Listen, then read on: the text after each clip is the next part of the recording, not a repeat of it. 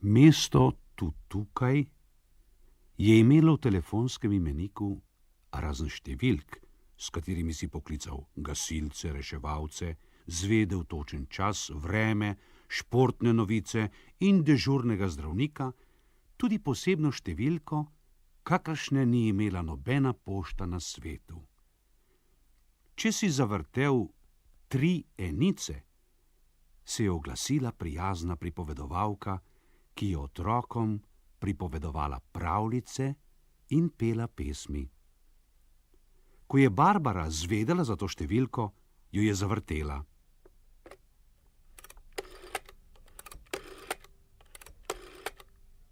Potem, ko je slišala 3-krat tu, tu, tu, je že bila v telefonski slušalki pravljica o medvedku sladkosnedku.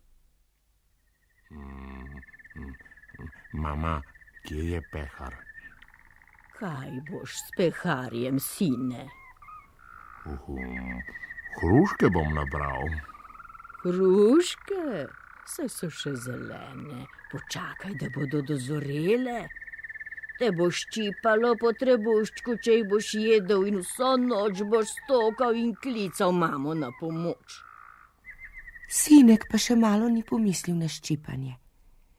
Toliko časa je iskal pehar, da ga je nekje staknil, nato pa cop, cop, cop, naravnost v sadovnjak. Mama medvedka je imela prav. Pod drevesom nobene hruške, še piškave ne, na drevesu pa še vse zelene.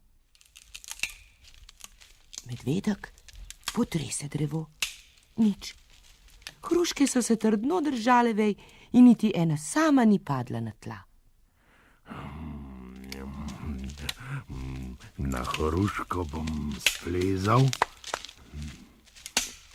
Tam so gotovo najbolj debele in najbolj sladke. Še malo pa bodo moje. Že je objel deblo in se počasi pomikal proti vrhu. Za las je manjkalo, pa bi dosegel vejo, kjer so zorele najlepše hruške. Tedaj pa čof in medvedek se je znašel na tleh. Je stokal, ko se je pobiral stav, si otipaval buško na čelu, se zaman oziral na hruške, ki so se pozibavale v vetru, in kukal v prazen pehar. Pa to še ni bilo vse. V sadovnjak je pritekel kmet s palico v roki in kričal, da je šlo skozi ušesa. Čakaj, mrcina grda, zdaj jih boš pa dobil. Toda medvedek je bil bolj uren, ni čakal palice. Pobral se je stav, jo vcvrl v gost in ko je videl, da je na varnem, se je usedel pod debelo buko in stokal. Kako boli, pa še nobene hruške ni. Potem je zaspal. V sanjah se mu je prikazala hruška, tista z vrha drevesa najbolj zrela in najbolj debela. Zibala se je v vetru in govorila. Kako rada bi bila tvoja, medvedek. Daj, stegni se še malo, pa me boš dobil. Medvedek steguje šapo, hruška pa se mu spodmakne in se spet oglasi. Še malo, medvedek, pa bom tvoja.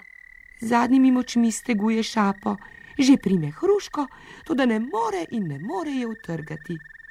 Ostale hruške na drevesu se hihitajo, si mežikajo in dražijo medvedka. Si pa res revček, da še ene hruške ne moreš utrgati.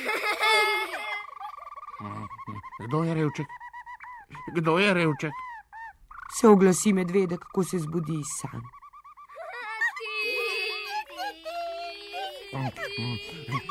Je že ne. Boste že videli. 10 peharjev hrušk bom nabral, pa niti ene vam ne bom dal.